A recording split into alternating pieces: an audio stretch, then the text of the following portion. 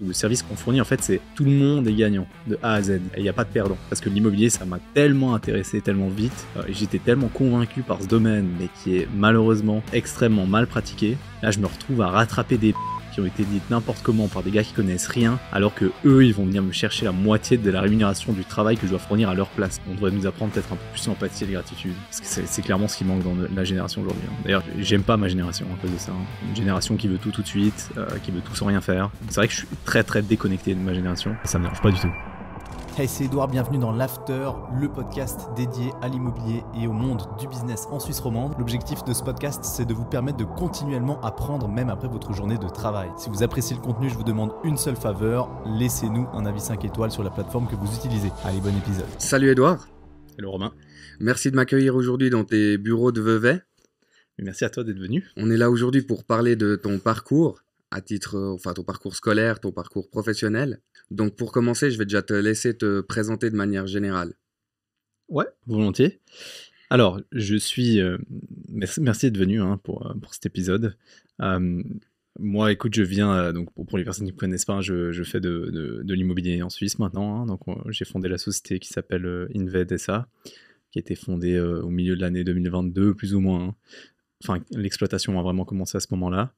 Et on fait de l'expertise immobilière, donc de l'évaluation de biens immobiliers, et puis du conseil en matière immobilière en Suisse romande, quoi. En gros, c'est ce qu'on fait. Ok. Et puis voilà, d'origine, moi je suis valaisan, donc je suis né en Valais, sur les pistes de ski. Et puis à partir de là, maintenant on s'est déplacé vraiment sur la Riviera avec Inved, donc j'ai suivi le mouvement de la société. Mais en soi, voilà, j'ai grandi en Valais. On va parler un peu plus en détail de ton parcours scolaire maintenant. Est-ce que tu peux nous dire du coup où tu as fait tes écoles, ou est-ce que ton parcours scolaire a commencé déjà? Ouais, alors moi j'ai commencé en Valais, du coup à Nanda plus précisément. Donc j'ai grandi à Apro, donc c'est le petit village en bas de Nanda, c'est l'eau d'Apro qui est à l'Amiro. Ouais. Ça, c'est le nom du village. C'est aussi où il y a les combats de rennes, non? Voilà, c'est là où il y a les combats de rennes aussi, exactement. Et donc j'ai grandi là, et après du coup j'ai fait les écoles à Nanda, parce que le village est scindé en deux, sur la commune de Nanda et la commune de Sion. Donc moi j'étais de la commune de Nanda, du coup j'ai grandi à Nanda, j'ai fait les écoles là-bas.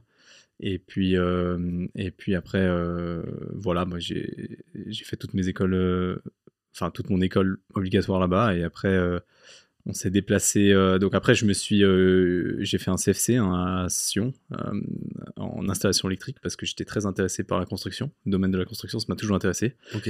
Puis on est à un âge où vraiment on ne sait pas trop quoi faire à ce stade-là, quand on choisit. Ouais, je suis tout à fait d'accord avec toi. Et puis bon, vu que l'immobilier et la construction m'intéressaient, mais surtout la construction, en soi l'immobilier, je ne sais pas ce que c'était. Je me suis orienté dans cette direction. J'ai fait la maturité intégrée. Et puis après, je suis parti à l'école d'ingénieur à Yverdon. Donc voilà, c'est comme ça que ça s'est fait. Donc dans le domaine de l'électricité, vraiment à la base, j'étais prédestiné à ça, plus ou moins. D'accord.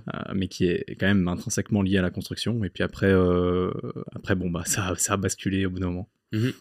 Donc tu te retrouves avec un CFC d'électricien et un diplôme d'ingénieur aussi Non, j'ai fait la maturité technique intégrée, ça s'appelle au CFC, donc pour partir à l'école d'ingénieur. Oui. Quand j'ai terminé ces 4 ans, donc quand j'ai terminé ça, je suis parti à Yverdon, et puis là j'ai fait ma première année à l'école d'ingénieur Yverdon en génie électrique. Okay. Et puis j'aimais beaucoup l'école et les cours, et puis entre la première et la deuxième, juste avant de rentrer en deuxième, j'étais pas convaincu par le métier qui m'attendait après, en fait. Donc les cours, ça me plaisait beaucoup. Et puis j'aimais bien ce qu'on apprenait, mais j'étais pas vraiment convaincu par ce qui suivait. Donc j'ai décidé de chercher un petit peu ma voie pendant l'été, entre la première et la deuxième. Par hasard, j'ai eu l'opportunité de faire un stage pendant quelques semaines, déjà faire un stage un jour pour voir ce que c'était l'immobilier, dans une agence immobilière de courtage en résidence secondaire. Okay. Et puis à partir de là, après c'est parti en couille. Donc à partir de là, en 24 heures, j'étais convaincu par le domaine, et après j'ai fait que ça jusqu'à maintenant, en fait. Donc j'ai fait du courtage. J'ai commencé ce stage pendant l'été, qui au final s'est prolongé jusqu'à la rentrée en deuxième. Juste avant d'entrer en deuxième, moi j'ai appelé l'école et je leur ai dit désolé, mais je vais repousser mon année, ma deuxième, parce qu'il faut que je teste un truc à un moment, là. Okay. Donc je repousse l'année, et puis donc je continue ce stage. Je suis parti en Angleterre 3 mois pour mon anglais. parce que c'était en résidence secondaire, donc c'était important. Et puis quand je suis rentré, du coup vraiment fin décembre, j'ai fait que ça après. Donc je fais que de l'immobilier jusqu'au brevet fédéral. Après j'ai basculé sur de l'immobilier courtage à l'expertise. Ok. Voilà, parce que justement, j'ai vu que tu avais fait aussi des formations dans l'immobilier à la suite de ça. Du coup, tu nous disais que tu as fait plusieurs brevets, il me semble. Ouais, alors dès que j'ai commencé dans l'immobilier, j'avais évidemment comme vocation de me former au maximum, le plus rapidement possible. Donc j'ai commencé l'immobilier fin 2018, début 2019. J'ai fait les formations de base dans le domaine. Et puis à partir de là, dès que j'ai eu suffisamment de connaissances et d'expérience, je me suis inscrit au brevet fédéral, donc d'expert en estimation immobilière, qui était très très intéressant, très enrichissant. Et du coup, après, j'ai suivi le brevet de 2020, novembre 2020 jusqu'à début 2022. J'ai terminé en mai. Il y avait les examens. En juin, j'ai reçu le résultat des examens. J'avais réussi et dès juillet, j'ai commencé à publier sur les réseaux sociaux et là, j'ai commencé à lancer Inved. Donc, c'est pour ça que je dis que l'exploitation d'Inved, ça a vraiment commencé en 2022, mi-2022, fin 2022. Parce que c'est ça en fait, c'est quand j'ai commencé à publier sur les réseaux sociaux, j'ai publié directement pour me donner de la visibilité, pour faire des expertises. Et puis après, voilà, c'est l'histoire qui a fait un peu le travail. Ok, parfait, en tout cas c'est un beau parcours. Quel type d'élève est-ce que tu étais? À l'école? Oui. Je pense que j'étais... Plutôt assidu, plutôt au fond de la classe? Non, j'étais ok quoi. Enfin, j'ai jamais été passionné par l'école, mais j'ai jamais pas aimé l'école. J'ai jamais eu trop de problèmes à apprendre, donc non, ça allait, disons. Ok, et qu'est-ce que tu as pensé du système scolaire en Suisse? Toi qui as justement fait quelques mois en Angleterre, peut-être que tu as un point de comparaison. Ouais, non, ça n'a rien à voir. C'était pour les langues. Non, ça n'avait rien à voir, mais je pense que ça, on a la chance d'avoir un très bon système qui tient encore la route. Je pense quand même que l'école obligatoire elle est en train de souffrir aujourd'hui, très clairement. Et puis voilà, on verra ce que la suite donne. Mais je pense que plus le temps passe, pire c'est. Et je sais pas comment ça peut se rattraper, mais en soi, en l'état, ça va. On n'est pas à plaindre, quoi, ici, je dirais. Ouais, non, je suis d'accord avec toi. Mais c'est quand même un système un peu vieillissant, honnêtement. On va en parler maintenant, justement. Est-ce qu'il y a des branches, toi, que tu aurais aimé qu'on t'enseigne à l'école obligatoire? Quelque chose que tu aurais trouvé utile qu'on enseigne à tous les élèves? Typiquement des choses dans la finance ou dans la... Non, pas vraiment. Je pense pas à ce stade... Enfin, pas l'école obligatoire, non. Je pense peut-être, il y a peut-être des cours sur l'empathie et puis peut-être la gratitude qu'il faudrait donner à un certain stade, mais sinon non, je pense pas. Je pense que c'est très bien fait. À mon avis, il faut pousser les maths, surtout à l'école, à ce stade-là. Ok. Je pense honnêtement. Les maths, c'est important. Ouais, clairement. Je pense que c'est ce qui crée la logique et c'est primordial, quoi, à mon sens. Ok. Et comment est-ce que tu as choisi ton domaine d'études? Tu as dit qu'au début, tu avais une espèce d'attirance pour la construction. Mais pourquoi le domaine électrique plutôt que la maçonnerie ou la ferblanterie ou quoi que ce soit d'autre du domaine du bâtiment? En fait, ça c'est une réflexion assez profonde en soi. Le domaine de la construction, ça m'intéressait, la technique, ça m'intéresse. Ça m'a toujours intéressé. Donc, d'ailleurs, j'ai toujours un peu aimé les maths dans les cours. Et puis, l'électricité, ce qui était intéressant, c'est que si une personne qui est curieuse dans le domaine de la construction, c'est clairement le meilleur domaine, le meilleur secteur dans la construction pour comprendre le domaine de la construction. Parce que dans l'électricité, vous participez à chaque étape de la construction, du radier jusqu'aux élévations, jusqu'à la fin en fait, jusqu'au peintre qui fait la peinture et on pose le cache derrière lui. Donc en soi, une personne qui est vraiment intéressée à comprendre comment fonctionne la construction, quelqu'un qui est intéressé, qui est curieux, il peut apprendre énormément de choses. Et moi, typiquement, c'est ce qui m'a aidé pour le premier appartement que j'ai acheté, que j'ai rénové, que j'ai revendu. Et quand j'ai ce genre de détails que j'ai vu et revu pendant toute la durée de mon activité là-dedans, dans le domaine de la construction, c'est extrêmement enrichissant. Et moi, j'ai clairement utilisé ces connaissances pour les appliquer après dans le suivi des rénovations que j'ai réalisées moi, de manière générale. Donc, clairement... moi, c'est juste pour ça, en fait. C'est juste parce que je voulais avoir justement les connaissances, la vision sur tous les autres métiers et activités dans le domaine de l'immobilier. Et je pense qu'il y a un installateur sanitaire qui permet de faire ça. Et puis, il y a l'électricité. C'est tout. C'est les deux seules expertises en immobilier qui permettent de tout voir de zéro à la fin. Ok. Et est-ce que tu as eu des moments d'incertitude, où que ce soit, hein, durant ton CFC, durant tes autres formations, est-ce que tu as eu des moments d'incertitude où tu t'es dit mince, est-ce que je suis dans la bonne voie? Ou une fois que tu as... Bah, à l'école d'ingénieur, ouais. Enfin, à l'école d'ingénieur, de nouveau, j'adorais les cours, mais effectivement, c'est là que je me suis dit, c'est chaud. Bosser dans une usine pour Alpic pendant 30 ans, c'est pas ça qui m'excitait. C'est pas ça qui m'intéressait. Et donc, c'est à ce moment-là enfin, que j'ai cherché une solution pour switcher, quoi. Puis c'est à ce moment-là que j'ai vraiment switché. Mais Ok, sinon, ouais, c'était à ce stade-là, je crois. d'accord. Et comment tes études ont influencé ta vie d'entrepreneur de maintenant? Je pense que le fait d'avoir quand même travaillé un peu sur le chantier, dans le domaine de l'électricité, ça t'a apporté une certaine facilité. Enfin, j'imagine que quand on visite des appartements, quand tu dois estimer des prix, ça t'apporte quand même quelque chose d'avoir fait une formation dans le bâtiment. Euh, ouais, pour la partie technique, mais sinon, c'est tout. Mais je pense que... Non, je pense d'un point de vue général, hein, ça fait accélérer la maturité, je pense, hein, d'être dans un domaine comme celui-là ou de grandir dans un domaine comme celui-là. Mais c'est tout, parce qu'on est souvent entouré donc, de personnes beaucoup plus âgées. Mais sinon, c'est tout. Sinon, aucun impact sur la suite, non. Ok, donc ouais, aucun impact sur la suite. Parfait. On va gentiment basculer sur ton parcours entrepreneurial. Mhm. Comment est-ce que tu as compris que tu étais fait pour l'entrepreneuriat? Il y en a qui disent que souvent que c'est pas, ils tombent dans l'entrepreneuriat parce qu'ils ont été attirés, toi dans ton cas, je pense, par l'immobilier. Et puis l'entrepreneuriat en découle. Ou alors tu t'es dit, je veux être entrepreneur, je vais. Non, aucune idée, hein. Franchement, c'est une très bonne question. Je sais pas, moi, alors j'ai toujours aimé travailler en soi, mais et donc voilà, bah, créer quelque chose, hein, lancer un business, c'est tellement de travail que ça, enfin moi, c'est ce que j'aime faire, hein.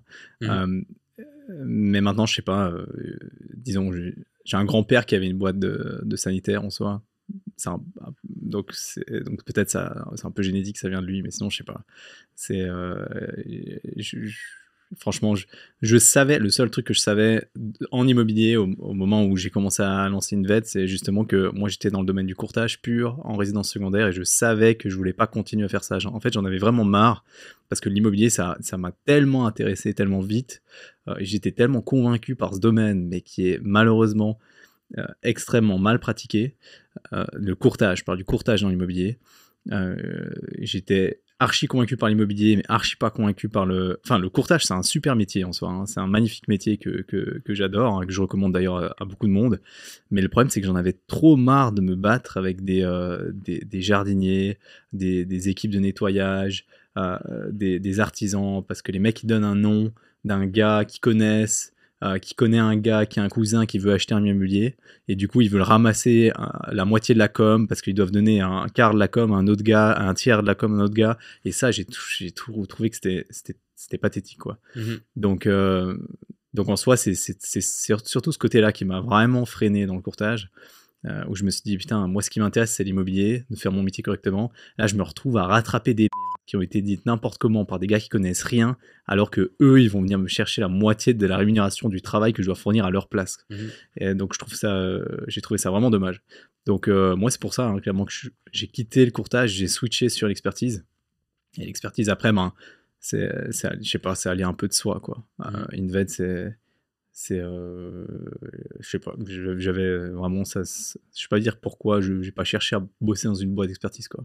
Je sais pas, je voulais pas. Tu t'es dit, je me lance. Ouais, certainement. Ok. Avant, on a parlé un peu de des réseaux sociaux parce que tu es vachement présent sur les réseaux sociaux. Qu'est-ce que ça t'apporte, une telle présence? Parce que je pense que ça t'apporte énormément de visibilité.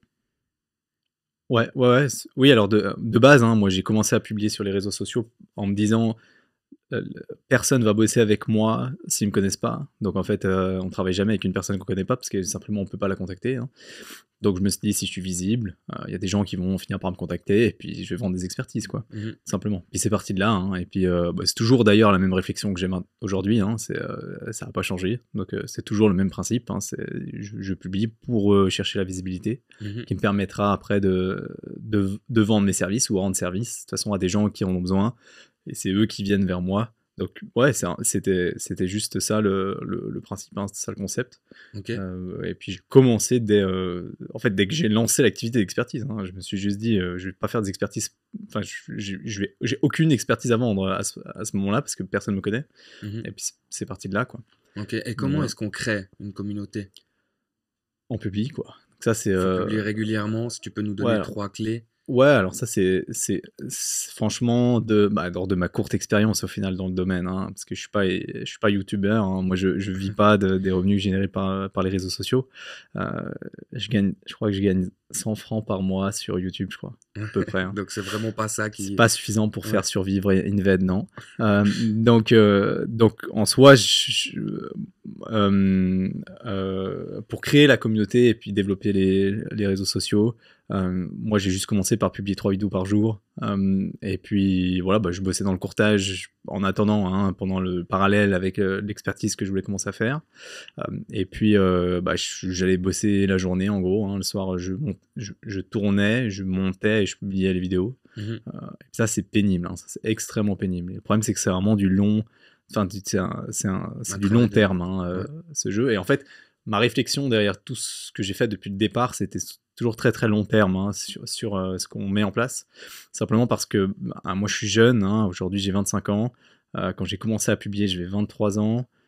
Et je me suis dit, je publie à 23 ans des informations sur l'immobilier en Suisse, là où l'année de la première acquisition immobilière sur le territoire, c'est une des plus âgées du monde, hein. C'est 48 ans, la moyenne d'âge, 46 ou 48 ans, la moyenne d'âge pour la première acquisition. Donc en gros, ça veut dire toutes les personnes qui potentiellement pourraient être intéressées par mes services, ça pourrait être mes parents. Donc la chance pour que eux ils me fassent confiance, pour que je leur fasse pour que je leur rende service, hein, que je leur vende mes services, et c'est extrêmement faible. Donc je me suis dit bon, ma génération qui va arriver dans 10 ans, quand j'ai commencé à publier, donc les gens auront 33, 35, 37 ans. Là, ils commenceront à s'intéresser à l'immobilier. Mhm. Donc, je capitalise sur cette génération. Donc, je publie pendant 10 ans et on verra ce qui se passe. Ok. Donc, en fait, de 23 ans, je me suis dit de 23 ans à 33 ans, je publie tous les jours, 3 vidéos par jour. Puis, s'il se passe rien d'ici là, j'arrêterai, je pense. Ok. Voilà. Et sauf qu'en 6 mois, il s'est passé énormément de choses. Et puis après, du coup, j'ai accéléré le processus. Enfin, on a continué la même chose, en fait, hein. En fait, ça a toujours été la même. Ma vision de départ, elle a jamais tellement changé. On a changé quelques éléments, évidemment. On cherche à faire des trucs qui marchent plus ou moins bien. Au début, j'avais même pas des vidéos long format sur YouTube, mais on s'est rendu compte que c'était beaucoup plus intelligent, beaucoup plus intéressant pour les gens. Et puis je peux vraiment donner des informations beaucoup plus complètes et abouties. Le podcast aussi, c'était je pense une très bonne idée pour se connecter avec des professionnels de l'immobilier, et puis partager aussi des connaissances d'experts dans le domaine, dans des domaines spécifiques du domaine de l'immobilier. Donc voilà, petit à petit on a rajouté 2-3 trucs, on a modifié quelques trucs. Mais c'est pas moi qui monte les vidéos et c'est pas moi qui publie aujourd'hui. C'est ce que je faisais au début. C'était ma question suivante, justement, parce que 3 vidéos par jour, j'imagine que ça prend un temps hallucinant. Ouais, alors après, je me suis jamais trop posé de questions, hein, donc je pense que ça, c'est un des avantages que j'ai, moi, c'est, je dirais, dans ce domaine-là, hein, dans ce qu'on fait, c'est que j'en ai strictement, absolument rien à foutre de ce que pensent les autres de moi, à travers Internet, hein, et la visibilité que je donne sur les réseaux sociaux. Donc ça, c'est un gros avantage, hein, parce que, et j'en ai parfaitement conscience, hein, parce que je sais que si on doute un peu de soi ou qu'on panique un peu quand on se fait ramasser, je recommande pas les réseaux sociaux, hein, parce que purée, violent, ouais. on se fait agresser, hein, donc les haters, ça existe vraiment.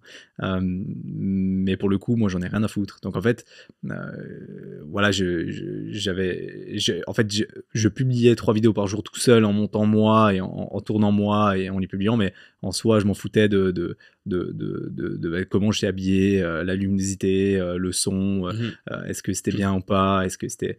Donc, puis le plus important à ce moment-là, c'est surtout le contenu que tu délivres, pas la qualité de la vidéo. Ouais, bien sûr. Et je pense que pour faire de la qualité, il faut faire de la quantité d'abord, hein, et c'est comme ça que la quantité mène à la qualité, plus qu'autre chose. Mais le mieux, c'est de faire de la qualité et de la quantité, les deux en même temps. Donc voilà. Et puis nous, après, on a amélioré la forme, le fond en soi. Je pense que c'était intéressant dès le départ. Mais moi, j'ai appris beaucoup de choses aussi au fil du temps. Donc pour le contenu... voilà, on a amélioré le fond du discours, hein, au fur et à mesure, en fonction de ce que l'audience voulait aussi, comment elle réagissait. Puis maintenant sur la forme, On l'a amélioré évidemment aussi avec le temps, quoi. Mhm. Logique. Dernière question à propos des réseaux sociaux, une question qui me vient comme ça. Comment est-ce que tu trouves des idées de contenu à publier? Parce qu'il faut quand même que ça reste pertinent, que ça reste intéressant. Puis il y a 3 vidéos par jour, ça aussi, ça doit être un sacré casse-tête. Bah non, en fait, c'est pas vraiment un casse-tête parce que vu qu'on a vraiment une activité dans l'immobilier, on fait vraiment de l'expertise immobilière et puis on donne vraiment des conseils tous les jours, toute l'équipe, tout le monde, hein, donc chez Inved, confronte des questions qui sont tout le temps diverses et variées de chaque personne. Ok. Donc en gros, on récupère simplement les questions qu'on nous pose et j'y réponds par des vidéos. Donc voilà, c'est super simple maintenant de trouver des idées, simplement parce qu'on a tellement de cas différents et on a tellement de travail dans l'immobilier et de contact avec des gens à l'extérieur sur l'immobilier et les questions que les gens se posent que en fait, c'est devenu super simple de créer du contenu. Ouais. Ok. Et comment se passe une journée type dans ta peau? Euh, Si tu as une journée type, j'imagine que... Ouais. Donc les matinées, je les bloque au plus possible hein, pour avancer sur les tâches que j'ai. Parce que je me suis vite rendu compte avec le temps que, en fait, la visibilité c'est bien, mais après on nous demande beaucoup aussi. Hein. Donc il faut pouvoir. Enfin, il y a de plus en plus de rendez-vous, de plus en plus de questions à répondre, de problématiques à régler. Et donc maintenant je bloque des tranches assez larges hein, où je peux me focaliser, me concentrer sur mon travail. Enfin, maintenant on a une équipe, donc avec l'équipe, bon voilà, on se répartit les tâches. J'ai aussi donc des blocs sur simplement des réponses à l'équipe, des séances. Et puis sinon après j'ai des rendez-vous quoi. Mais donc les rendez-vous j'essaie de les minimiser au maximum, simplement pour augmenter la productivité dans ce qu'on doit générer quoi, pour les clients qu'on a Mhm. dans le daily business quoi. C'est tout. Ok. Accessoirement du coup j'ai Mais du coup, aussi tu bloques pas le mardi matin pour la comptabilité ou pour les rendez-vous. T'as pas vraiment de journée type où tu fais tous les jours un peu la même chose. Tous les jours sont différents en fait. ouais, tous les jours sont différents. Après, on a quand même des routines. Hein. Au fur et à mesure, on a quand même des routines. Mhm. Et accessoirement, j'ai les cours aussi hein, du diplôme fédéral là maintenant, donc tous les lundis. Ça, Ok. c'est chaud, je dois dire, de Ouais. suivre maintenant à ce stade. Mais ouais, voilà. Et ça représente combien d'heures? Tu fais combien d'heures dans une semaine moyenne, on va dire? Les cours ou le travail? La totale. Enfin, sans Ah, les je sais cours, pas, le je fais. travail, les vidéos, les podcasts. Ah ouais, alors disons, j'ai les cours. Je pense que ouais, j'ai les cours les lundis. Alors après, je suis souvent à distance hein, pour rester au bureau pour gagner du temps, Mhm. pour éviter les déplacements. Des fois, je dois dire quand même que je décroche pas mal dans certains moments, hein, parce qu'on a tellement de choses à faire que c'est compliqué de rester focus tout le temps et concentré. Mais bon, bref, ça c'est un autre problème. Et puis sinon, à part ça, disons les 8 heures de cours, au final, ça présente un peu moins parce que il y a des cours que j'ai pas aussi. Hein. Vu que j'ai fait les 2 brevets hein, d'expertise immobilière et de gérance d'immeuble, il y a des cours que j'ai pas, que Mhm. je saute. Donc voilà, c'est pas 8 heures tous les lundis, c'est moins que ça. C'est peut-être une demi-journée par semaine. Ok. Le lycée sur l'année. Puis entre les vacances, c'est peut-être encore moins. Donc bon, ça va. Mais sinon, le reste du temps, je fais que travailler. Donc je sais pas te dire combien de temps ça prend, mais j'ai pas de famille, hein, j'ai pas d'enfants, j'ai pas de. Donc voilà, Tu te je consacres fais à des potes ça, des quoi. fois, mais en gros, je fais que ça, ouais. Accessoirement, j'ai même pas de. Au moment où on fait cet épisode, j'ai même pas vraiment de logement parce que du coup, on avait les bureaux à Sion et c'est allé assez vite. Hein. En quelques mois, la société se développe assez bien. Enfin, du coup, on grossit, on a pas mal de choses à faire tout le temps. Du coup, on a pris les bureaux à Vevey et j'ai toujours le bureau à Sion. Donc, Inved à Sion, Inved Vevey. Donc, j'ai j'ai un bout d'appart à Sion et maintenant, je loue une chambre d'hôtel à Vevey. Donc c'est un peu une galère, je vis je sais pas trop où, hein, j'ai même pas vraiment de logement, c'est un peu c'est un peu paradoxal hein, pour quelqu'un qui fait que l'immobilier, mais en C'est soi j'ai vrai. pas de logement, j'ai pas vraiment de résidence principale à ce stade, mais voilà, donc ouais c'est ça, en gros je suis au bureau un peu tout le temps quoi, donc Ok. ouais. Donc il y a vraiment aucune séparation, tu t'arrêtes jamais en fait. Non mais en fait j'ai pas vraiment de hobby ou je sais pas, je fais du sport ouais du sport, parce que j'en ai besoin des fois, mais sinon j'ai pas trop d'activités annexes non. Ok. Quelle est Voilà. ta vision pour ta société? Euh, Sur les années à venir, la vision elle est super claire. Hein.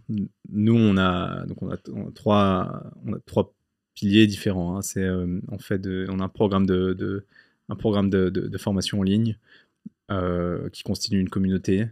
On fait des expertises immobilières et on donne du conseil. Donc, en gros, maintenant, Et puis on fait des investissements participatifs avec les membres de la communauté, justement. Donc en gros, jusqu'à ma mort, je sais à peu près ce que je fais. Donc ça veut dire que on a vraiment un créneau aujourd'hui, un écosystème qui est parfaitement en place, qui s'alimente parfaitement. C'est-à-dire les membres de la communauté sont intéressés à investir dans le club deal, qui sont intéressés à faire une expertise parce qu'ils sont propriétaires, qui sont intéressés à recevoir des conseils plus aboutis sur leur situation. Donc en gros, l'écosystème est parfait. Ce qui est très très intéressant, je pense, dans notre positionnement, c'est qu'on est parfaitement impartiaux. Ça veut dire qu'on ne fait pas de courtage, on ne fait pas de gérance, on ne fait pas de planification financière, on ne fait pas de troisième pilier, on ne fait pas d'assurance, on fait rien de tout ça. Donc tout ce qu'on fait, nous, dans notre activité, c'est de dire aux gens, vous avez aujourd'hui un patrimoine, vous avez une volonté d'investir dans l'immobilier, vous avez du cash, peu importe ce que vous avez, on va prendre la fortune que vous avez, le patrimoine que vous avez aujourd'hui, et on va le faire grossir. Donc notre seul focus, c'est le développement patrimonial par l'immobilier de nos clients. Okay. Donc en gros, eux nous payent pour les conseils et personne d'autre nous paye en soi. Donc on n'a pas, je veux dire, tout ce qu'on a à faire en fait, c'est de développer ce patrimoine sans aucun conflit d'intérêt, jamais quoi. Donc je pense que c'est le gros avantage de notre positionnement maintenant, c'est que dans l'immobilier, c'est le gros problème de ce secteur. Et typiquement dans le courtage, c'est quelque chose qui se voit beaucoup. C'est exactement ce que je disais avant, à travers le jardinier. C'est exactement le problème du courtage. Hein. Il y a toujours des mecs qui viennent gratter des coms parce que des fois, il peut y avoir des coms intéressantes. Et du coup, les gens se font driver vraiment par l'avantage financier économique qu'ils ont, eux, par rapport aux conseils qu'ils vont donner aux clients. C'est exactement ce qui se passe dans les assurances. C'est exactement ce qui se passe dans la planification financière. Il y en a beaucoup qui savent très bien, chez le planificateur financier, que peut-être l'amortissement indirect, c'est pas la meilleure des solutions. Et peut-être que c'est pas ça qu'il faut faire. Comme il y a énormément de courtiers en immobilier qui savent très bien qu'il faudrait jamais vendre cette maison. Mais ils leur font vendre. Parce qu'évidemment, il y a un conflit d'intérêt. C'est leur job. Donc nous, au final, tout ce qu'on fait, nous, c'est d'aider dans le développement patrimonial. Ça veut dire, si toi, tu as une maison aujourd'hui, tout ce que je vais faire, moi, c'est te dire, OK, bon, moi, j'analyse ta maison. J'analyse le patrimoine que tu as hors de la maison, si tu as du cash, un peu, je sais pas, un troisième pilier, un deuxième pilier, tout ce que tu as à disposition. Hein. Et je vais voir comment je vais faire pour que tu gardes tout ce que tu as et que tu puisses aller chercher plus, en fait. Donc, en soi, tu peux pas perdre. C'est ça un peu le concept. Et puis voilà. Et c'est tout. Donc, ouais, je pense que de maintenant jusqu'à là où en 2023, c'était un peu différent parce qu'on mettait en place plein de choses. On a testé énormément de choses avec les conférences. On a testé de nouveaux produits, services, etc. En 2024, on voulait consolider. C'est exactement ce qu'on a réussi à faire. On voulait internaliser beaucoup de travail qu'on avait externalisé pour gagner du temps. C'est exactement ce qu'on a fait. C'est exactement ce qu'on est en train de faire. Donc vraiment, la vision sur le long terme, c'est de croître avec des nouvelles personnes qui nous rejoignent. Continuer la croissance de la société, mais qui soit saine, qui soit lisse, et puis linéaire, et puis voilà. Ok, parfait. Comment est-ce que tu décrirais ton parcours en tant qu'entrepreneur, depuis que tu es entrepreneur? Si tu devais donner quelques mots, on va dire 2 ou 3 qui décrivent ton parcours. Je pense que c'est extrêmement chanceux déjà, parce que je suis arrivé dans un très bon timing, à mon avis. Avec les réseaux sociaux. Donc, en fait, on a regroupé maintenant chez Inved la partie digitale et l'immobilier. Donc, un domaine extrêmement dynamique, qui bouge tout le temps, qui change tous les jours, avec un domaine extrêmement stable, qui est très lent à se développer et à changer. Donc, avec des mentalités très arrêtées et conservatrices. Donc, et d'ailleurs, des fois, je dis conflit avec ça, hein, évidemment, parce que je suis très, très rapproché des associations professionnelles de l'immobilier. Je donne des cours, d'ailleurs, à la Suite School. Et je sais très bien qu'il y a des professionnels de l'immobilier qui ne comprennent pas ce que je fais. Ou bien qui me voient un peu comme une menace, ou j'en sais rien. Donc, j'arrive pas trop à comprendre. Non, j'arrive à comprendre, parce que justement, ça bouge un petit peu le domaine qui lui, est extrêmement solide et qui évolue pas beaucoup. Donc j'arrive à comprendre, mais il y a des mentalités qui sont extrêmement conservatrices dans le domaine de l'immobilier. Vraiment avec des œillères comme ça. Hein. Et puis nous, on a ramené le digital là-dedans. Donc je pense que ouais, je suis très chanceux parce que le timing était parfait pour intégrer ces deux mondes-là. Et puis c'est pour ça que ça fonctionne. Donc voilà, je pense que ouais, je dois, disons, beaucoup de ce qu'on fait à la chance. Ouais. Ok. Donc tu considères pas qu'il y a eu... c'est vraiment de la chance? Bah, Non, il y a beaucoup de chance, mais il y a énormément de travail. Je veux dire, au final, je fais que travailler. Hein. Ah oui, non, bien sûr. Donc, Je disais, ouais. ouais, ok. Ah bah, je pense que oui, je pense que c'est très chanceux parce qu'on est dans on est dans un monde qui nous permet de faire un peu ce qu'on veut. Là, on peut, c'est de la visibilité gratuite, hein, les réseaux sociaux. Hein, donc, sauf que c'est gratuit, mais ça demande énormément d'énergie. Plus le temps passe, pire c'est. Hein. Donc ouais, mais je pense que ouais, dans le timing, on a été super chanceux, mais maintenant, sur la suite, en fait, ce sera la régularité, je pense, la discipline. Je pense Ok. la suite du travail, quoi. Quelle a été ta plus grosse difficulté? Une difficulté où tu t'es dit, ah mince, là, est-ce que je vais réussir à surmonter ça ou est-ce que je vais mettre la clé sous la porte? Non, Dans n'importe quel domaine, hein, ça peut être dans... ouais, non, ça m'est jamais arrivé, hein, de me dire il faut qu'on arrête. T'as jamais eu une difficulté telle qui t'a fait te poser des questions? Non, bah si, on a toujours des contraintes, hein, et on se pose toujours des questions. Mais non, alors ce que j'ai eu comme... je dirais, ce que j'avais peur au début, moi, en me montrant sur les réseaux sociaux, c'était justement, je m'en fous de ce que les autres pensent, hein, surtout des gens qui connaissent rien à l'immobilier. Donc ça, c'était vraiment pas une crainte, parce que la majorité quand même des haters, c'est des gens qui connaissent rien du tout, mais qui sont vraiment paumés dans leur vie. Hein. Mhm. Du coup, ils essayent de chercher des échappatoires qui sont plus ou moins compréhensibles. Et voilà, ça passe des fois par de la méchanceté un peu naïve. Voilà, donc ça me touche pas du tout. Par contre, j'avais peur des professionnels de l'immobilier. Et j'avais peur de me faire, de me faire corriger ou tacler par des professionnels de l'immobilier. Et ça a été très peu le cas au final. Donc c'est pour ça que je suis très content. C'est pour ça que j'ai encore plus poussé que prévu. Simplement parce que ça a été assez bien accepté, hein, en soi. Parce que les mentalités très conservatrices dont je parlais avant, souvent, c'est des gens qui n'ont même pas accès aux réseaux sociaux, hein, parce qu'ils n'ouvrent pas les réseaux sociaux. Donc en fait, ils m'ont pas tellement vu. Maintenant, avec le temps, évidemment, ils m'ont vu, parce qu'ils ont entendu parler de moi, et après, il s'est passé par LinkedIn, parce qu'ils sont tous sur LinkedIn, par contre. Et puis, au fur et à mesure, bon, voilà, le mot est passé. Donc je pense que maintenant, il y a quand même une bonne partie aussi de ces gens qui m'ont vu. Et puis l'immobilier en Suisse romande, c'est quand même très petit. Le monde, la Suisse romande, c'est très très petit.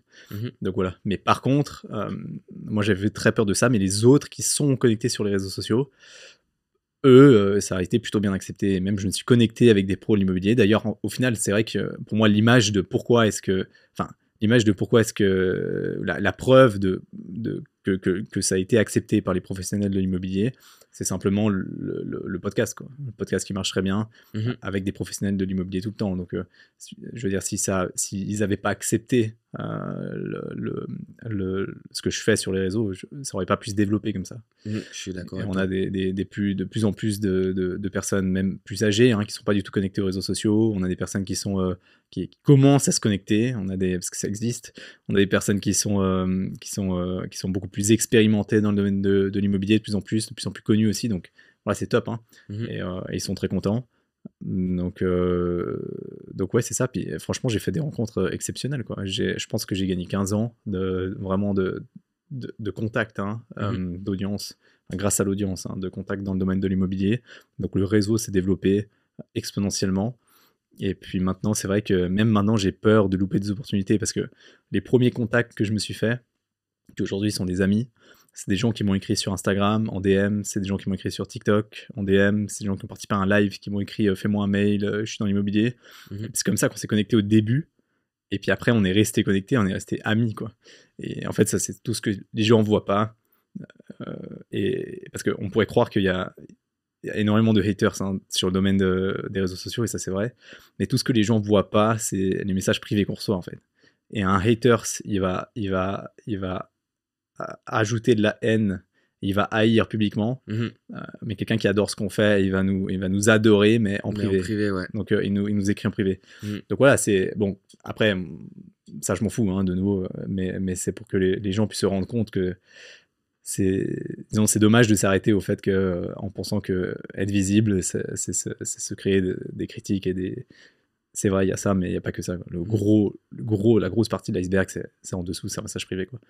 Puis la majorité des gens sont silencieux aussi, ils ne disent rien. Ouais, il y a beaucoup de gens silencieux et tout d'un coup ils nous écrivent. Ouais. Il y a des triggers des fois, hein. Je sais pas, une vidéo spécifique qui fait que le mec au final il répond, mais ça fait 2 ans qu'il nous suit. Et puis c'est comme ça qu'on se connecte. Mais ouais, non, clairement, ce qui est intéressant vraiment sur les réseaux sociaux, enfin en tout cas sur ce qu'on a fait, c'est capitaliser sur l'audience et le développement de l'audience. Et si une vidéo fait 3000 vues, bah, elle va s'éteindre au bout d'un moment, mais la vidéo s'éteint, donc c'est-à-dire elle fait pas plus de vues. Par contre, les 3000 qui sont là, ils seront toujours là plus loin, en fait. Et c'est comme ça que l'audience, elle continue de... elle a un effet composé, en fait, hein, d'elle-même. Et puis cette audience-là qui parle autour d'elle, et puis qui revient petit à petit. Donc c'est comme ça que ça grossit, quoi. Et, Ok. et ouais, mais ça prend du temps et beaucoup d'énergie. J'imagine. À l'inverse, quel a été ton plus grand accomplissement? Quelque chose dont tu es fier? Je pense que c'est le club deal, je pense. Je pense que c'est le club deal. C'est simplement l'investissement qu'on fait dans la communauté.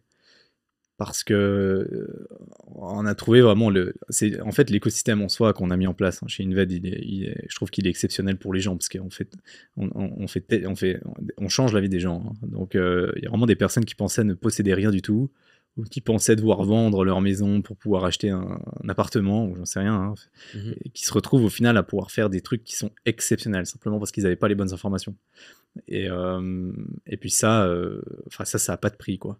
Et maintenant, le club deal, au final, ça s'est toujours fait très souvent avec des professionnels de l'immobilier. Ça veut dire, et moi je le fais aussi, hein, ça veut dire entre professionnels de l'immobilier, on fait des sociétés simples, on s'associe pour faire des projets immobiliers, des investissements ensemble. Mhm. Mais ça s'est jamais fait avec des personnes qui souhaitaient investir, mais qui sont plus privées. Et puis alors, il y a des restrictions, évidemment, on peut pas faire ça avec n'importe qui ou combien de personnes on veut. Mais je trouve exceptionnel de pouvoir conseiller des gens sur le développement de leur patrimoine et tout d'un coup leur dire, bah, tu sais quoi, viens avec moi dans ce deal là, et puis tu sautes dans ce deal, super intéressant, moi je m'en occupe, je te montre comment on fait. Et ensuite il peut répliquer de son côté s'il veut, ou alors on continue ensemble. Et de pouvoir faire ça avec des personnes qu'on conseille nous directement, je trouve ça extraordinaire. Donc je pense que franchement c'est du win-win-win-win, quoi. Moi j'ai jamais vu en fait jusqu'à aujourd'hui vraiment un service où le service qu'on fournit en fait c'est il y a tout le monde est gagnant de A à Z, il n'y a pas de perdant. Mhm. Donc en gros je trouve que c'est ça le plus gros accomplissement, quoi, je pense. Voilà. Ok. Est-ce que la concurrence est rude dans ton domaine? Dans l'immobilier, ouais. Ah ouais, bah, dans l'immobilier bien sûr qu'il est rude la concurrence, ouais. C'est clair. On dit qu'il y a une personne sur 7, non, qui travaille dans l'immobilier en Suisse. Ouais, j'avais une personne sur 6 en tête, Une ouais, mais c'est personne possible. sur 6, Ouais. ok. Du coup, qu'est-ce que tu penses de cette concurrence? Est-ce que c'est sain? Est-ce que ça, il y a un moment où ça devient ingérable? Non, je pense que c'est bien qu'il y ait de la concurrence, hein, surtout dans un domaine où il y a beaucoup de merde, hein, aussi quand même. Donc il y a beaucoup d'amateurs, hein, malheureusement. Et on dit que le marché est en train de nettoyer un petit peu justement ces amateurs, mais il le fait pas vraiment tout le temps, quoi, parce que ils reviennent tout le temps, hein. Il y a un turnover dans ce domaine qui est monstrueux. Alors je dirais surtout dans la partie courtage, évidemment, hein. C'est là où on se dit, il y a des mecs qui viennent pendant 2 mois, 3 mois, ils essaient de choper, ils font tout ce qu'ils peuvent pour choper income, ils se barrent, ils disparaissent du jeu. C'est dommage, je trouve, mais bon, moi je suis pas non plus pour étatiser le domaine, hein. Donc je suis pas tellement pour donner des licences, hein, qui autorisent de faire son travail, ou bien qui certifient que le travail est bien fait, parce qu'au final c'est pas vraiment le cas. Enfin, c'est pas parce que t'as un brevet fédéral que tu fais un super travail, et c'est pas parce que t'en as pas que tu fais un mauvais travail. Mhm. Donc ouais, moi je suis pas du tout pour étatiser le domaine. Et voilà, mais par contre, ouais, je suis pour pousser la formation. D'ailleurs, je le fais sur mes vidéos, hein. Je parle tout le temps de l'USPI, de la SFI, je dis aux gens, formez-vous. Et juste en regardant mes vidéos en tant que courtier, je veux dire, ils pourraient apprendre, mais même les vidéos qui sont gratuites sur Internet, hein, sur YouTube, je veux dire, les courtiers pourraient apprendre tellement de choses complémentaires au domaine de l'immobilier, tout ce qu'on voit au brevet fédéral, que je partage. Enfin, ouais, il y a beaucoup de choses à apprendre et à voir. Et c'est vrai qu'avant, il n'y avait pas l'information, maintenant il y a. En tout cas, j'essaie d'y participer. Et il n'y a plus tellement d'excuses, quoi. Mhm. Donc voilà. Parfait. On a parlé brièvement de chance avant. Est-ce que elle a quelque chose à voir dans ton parcours? On a compris que oui. Mais est-ce qu'il y a un moment où tu t'es dit, j'imagine que c'est quand même énormément de travail. Donc la chance, elle a fait partie de ton parcours, mais pas que. Ouais, alors, disons, Est-ce qu'il y a eu un moment clé, un tournant où tu t'es dit, là, c'est la chance. J'ai eu de la chance de choper ce mandat qui m'a donné accès à plus de visibilité ou quoi que ce soit ou... non, je pense qu'à un moment donné, la chance, ça se provoque, hein. Euh, et puis, ça se provoque par le travail, quoi. Donc, Mhm.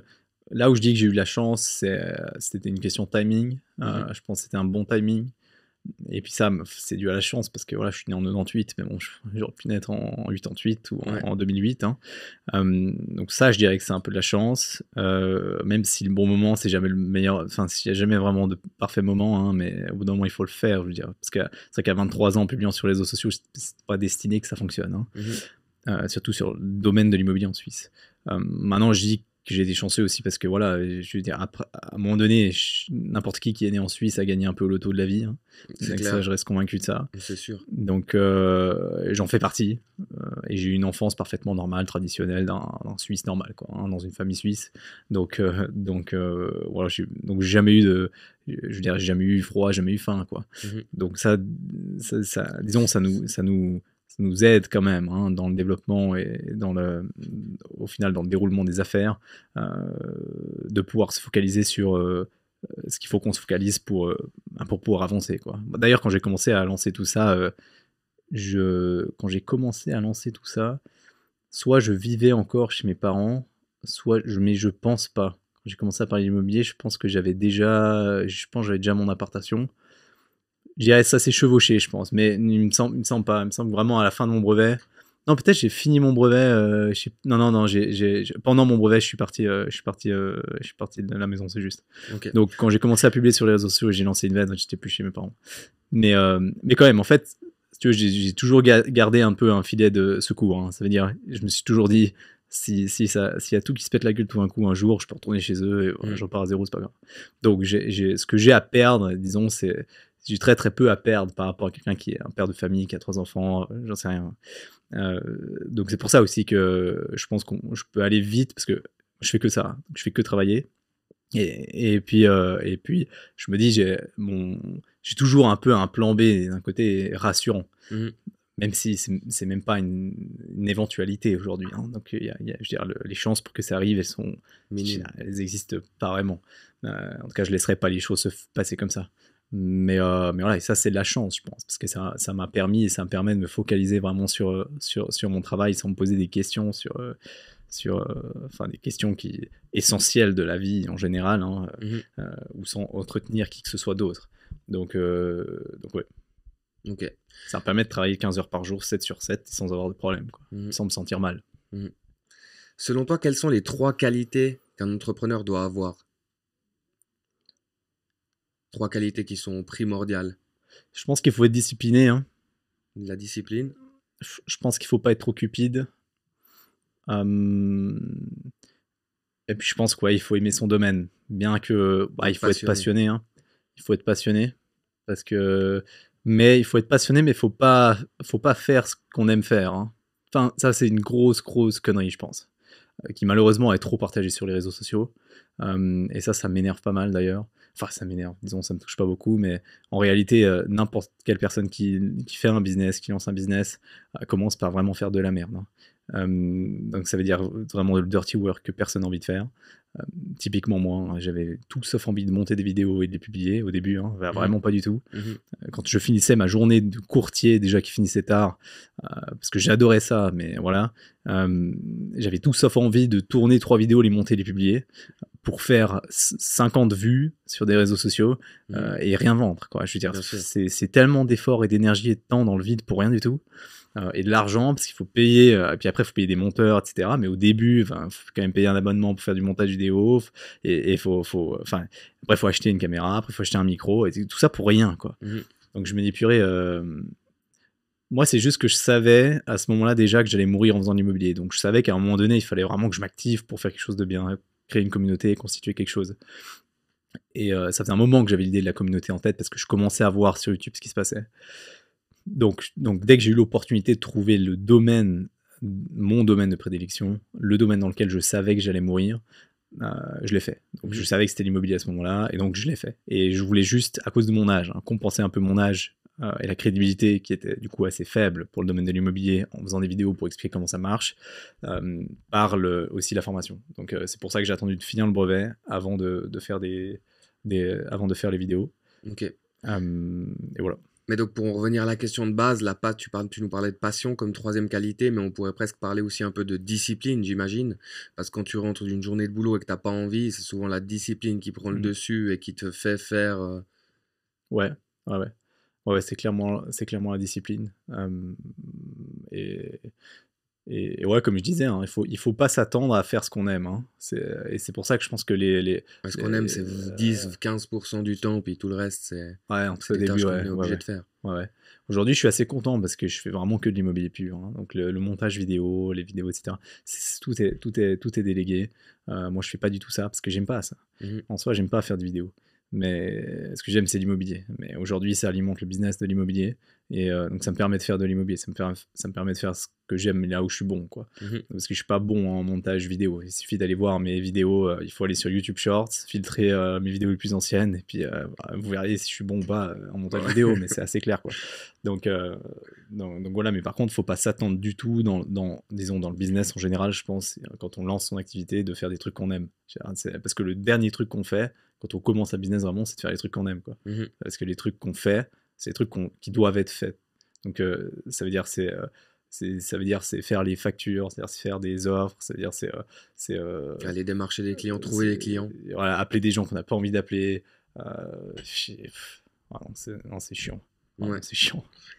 Quels vont être, selon toi, les plus grands défis dans les 5 ou 10 prochaines années? Ça peut être Dans le domaine de l'immobilier ou pour moi en pour général? toi dans ton parcours d'entrepreneur. Mais c'est lié à ton domaine de Ouais, ouais. l'immobilier aussi. Ouais, dans les 5 à 10 prochaines années, je pense que... L'IA, les réseaux sociaux, la numérisation. Non, ouais, il y aura beaucoup d'adaptations à faire, je pense, sur le contenu qu'on propose par rapport à l'intelligence artificielle. Hein, donc, il y aura beaucoup d'évolutions, ça c'est clair. Maintenant, ouais, je dirais, les défis qu'on a, nous, ça va être le recrutement, je crois, vraiment. Parce qu'on sait que le produit qu'on a, il est vraiment bien. Quand on voit ce qui se fait sur la planification financière avec des conseils qui sont pas justes, qui sont pas impartiaux, on se dit, putain, nous, dans ce qu'on fait, on n'a jamais de conflit d'intérêt, on est parfaitement impartiaux et on change vraiment la vie des gens. Ça peut que marcher. Mhm. Qu'en soit, et les compétences qu'on a, nous, au bureau, elles sont vraiment très bonnes maintenant. Je dis, on a 4 brevets fédéraux cumulés à l'instant où on parle, et on est 8. Je suis en train de faire le diplôme fédéral. Donc voilà, on a les bonnes compétences, on a la bonne expérience, et puis je pense qu'on va dans la bonne direction. Je pense que ouais, clairement sur les années à venir, c'est ça, hein, le challenge, ce sera ça. C'est garantir toujours la qualité par rapport à la quantité qu'on doit délivrer, qui sera de plus en plus importante avec le temps. Mhm. Et puis voilà, mais en gros, dans l'équipe là, parce qu'on a vraiment une équipe incroyable hein, à ce stade, on s'entend tous super bien, on est tous alignés, tout le monde a très très bien compris la vision et les valeurs au final, la culture de l'entreprise. Donc voilà, moi je leur dois tout hein, à peu près à cette équipe. C'est une entreprise jeune ou bien? Ouais, on est relativement jeune, mais ça va. Je pense ouais, pour le domaine de l'immobilier, on est relativement jeune. Mais en gros, la vision, elle est extrêmement claire pour tout le monde. Et tout le monde sait, je pense que dans l'équipe, voilà, que moi aussi, hein, je vais finir ma vie dans ce domaine. Et puis on est tous vraiment passionnés par l'immobilier. Donc on se rend compte que là, on rend un vrai service, on règle un vrai problème, on offre la possibilité vraiment de pouvoir développer, de pouvoir, que les gens puissent vraiment développer leur patrimoine. Donc ouais, ça va être de continuer la croissance de manière linéaire par aussi les cerveaux et les bras. Et voilà. Ok. On a parlé avant rapidement de ça. Comment est-ce que tu gères l'équilibre entre ta vie et ta vie privée et ta vie professionnelle? On a compris que les deux étaient complètement liés et que tu travaillais tout le temps. Mais tu nous as quand même dit que tu faisais du sport, donc j'imagine que tu as une routine sportive quand même pour ton bien-être, pour déconnecter un peu. Ouais, disons, je vais à la salle de sport quand je peux aller à la salle de sport. Mais ouais, j'essaie d'y aller quand même. Ouais, trois fois par semaine. Parce que j'en ai besoin. C'est plutôt mentalement. Hein, Ouais. Bah oui. pour se sentir bien. Mhm. Mais sinon, le reste, ouais, non, il n'y a pas de. Il n'y a pas de balance vie privée, vie pro. Hein. Enfin, pour moi, à ce stade, il n'y en a pas. Et je me suis laissé encore, je pense, 4-5 ans comme ça, où je fais vraiment que ça, 15 heures par jour, 7-7. Mon seul focus, c'est ça, c'est l'immobilier, c'est le business, parce que c'est ce que j'aime, et je pense que là, je suis encore dans une phase dans ma vie où je peux vraiment capitaliser là-dessus. Et voilà, j'ai fait le deuil de pas mal de choses hein, sur le reste, donc hobby, à pote, etc. Je me suis séparé avec ma copine à cause de ce que je fais maintenant. parce que ça prend juste tout C'est mon temps, quoi. ingérable. Donc voilà, ouais, à un moment donné, après, c'est une question de choix, une question de priorité. Moi, la priorité, je sais où elle est, à ce stade-là. Et puis, je me suis laissé quelques années encore, ouais, pour me focaliser là-dessus. Parce que Donc, maintenant, tu es ouais. à fond là-dedans, mais tu penses pas qu'un jour, tu vas te dire, mince, est-ce que je suis pas passé à côté d'autres choses? Non, j'ai déjà pensé à ça, ouais. Et ouais, on me répète ça, je pense, 2 fois par semaine. Mais 2, 3 fois par semaine. Mais non, non, pour moi, c'est super clair, hein. J'ai beaucoup, beaucoup réfléchi, hein, avant de faire ça. Et puis surtout, avant de vraiment passer à 100% là-dessus. Enfin, 100%, 200% là-dessus. Mais non, non. En fait, je vais jamais regretter ce que je fais là, je pense. J'apprends tellement de choses et j'aime tellement ce que je fais que je vais jamais regretter de me dire, putain, entre 20 et 30 ans, j'ai rien vu passer et j'ai fait que du business, j'ai fait que de l'immobilier, j'ai fait que Inved. Je crois pas, non. Je crois pas. Au pire des cas, je saurais, enfin, si je le regrette, je saurais qu'au moment où je le parle, au moment où je le fais maintenant, disons, je regrette pas, quoi. Mais Ok. c'est ce que j'aime, tu vois. C'est un peu comme Ouais, un footballeur qui aime jouer au foot, un footballeur pro. Est-ce qu'il va se dire à 35 ans, putain, je regrette d'avoir fait que de jouer au foot de 20 à 30? sûrement pas. Bah, je pense pas. Donc voilà, moi, c'est un peu la même chose, hein. Mhm. Et ça peut paraître bizarre, hein, mais au final, c'est une passion comme une autre, hein. C'est vraiment une passion comme. C'est comme quelqu'un qui adore cuisiner, hein. Est-ce qu'il regrette après d'avoir cuisiné? Je pense pas. Moi, c'est le même délire, hein. Mhm. Ok. Voilà. On arrive gentiment au terme de cette interview. Est-ce que tu as un livre à conseiller? Est-ce que tu aimes lire déjà? Ouais, ouais. Ouais, j'aime bien lire, ouais. J'aime bien lire. Est-ce que tu as un livre qui t'a marqué particulièrement, que tu conseillerais? Ouais, mais j'avais beaucoup aimé Comment se faire des amis, qui est un livre, un titre vraiment éclaté, hein. Le titre qui est très mal traduit en anglais. Euh, mais ouais, je pense que c'est un très bon livre. C'est un très bon livre parce que, Il bah, est connu simplement. celui-là, il me semble, j'en ai Ouais, entendu parler. il est extrêmement connu, ouais. Mais je pense que ouais, mais c'est un livre que j'ai lu 3-4 fois, ce livre, hein, il y a pas mal de temps. Mais d'ailleurs, je devrais le relire peut-être. Mais je pense que c'est un super livre, que c'est typiquement, c'est ce que je disais au début, hein, on devrait nous apprendre peut-être un peu plus l'empathie et la gratitude dans la vie au début, à l'école obligatoire peut-être. Et parce que c'est clairement ce qui manque dans la génération aujourd'hui, hein. D'ailleurs, j'aime pas ma génération à cause de ça, hein, parce que c'est vraiment, j'ai quand même une génération de victimes un peu, une génération qui veut tout tout de suite, qui veut tout sans rien faire, et ça m'insupporte pas mal. Donc c'est vrai que je suis très très déconnecté de ma génération, et puis ça me dérange pas du tout. Donc en fait, je m'entends beaucoup mieux avec des personnes qui sont nées dans les années 80 que des personnes qui sont nées dans les années 90-2000. Ça Mhm. c'est vrai, c'est une certitude, surtout fin 90, 2000. Je pense qu'à partir de 1990, ça a un peu décliné. À Mhm. partir de 95, c'est accéléré. À partir de 2000, ça a chuté. Mhm. Mais bon, voilà. Moi, je ne veux pas faire des généralités, hein, mais je crois vraiment qu'il y a un problème générationnel en Suisse parce qu'on a été trop gâtés. Et on est né avec une cuillère en or dans la bouche, Mhm. vraiment en or dans la bouche. Et on ne se rend pas compte de ça, en fait. Et on nous a jamais appris à. Parce qu'on n'a jamais été en difficulté. Et je pense que là, il faudrait qu'on soit en difficulté, là, à un moment, parce que Mhm. c'est un délire. Donc voilà. Mais donc ce livre, je pense serait bien que tout le monde le lise. Ouais. Je veux dire, Ok. ça se passerait mieux sur Terre si tout le monde le lisait. Ok. Et voilà.